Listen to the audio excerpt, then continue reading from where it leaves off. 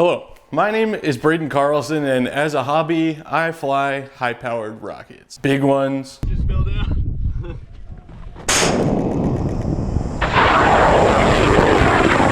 Really fast ones. And ones that go very high.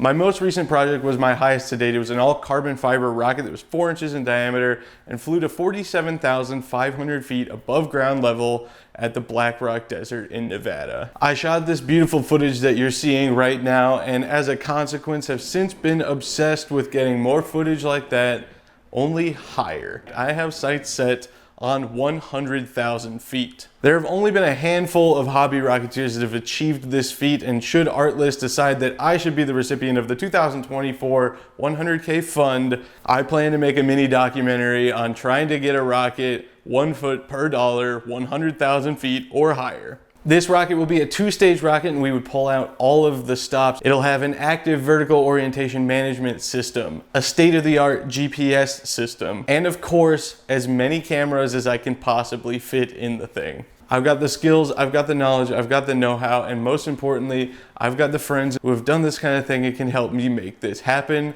All I need is Artlist.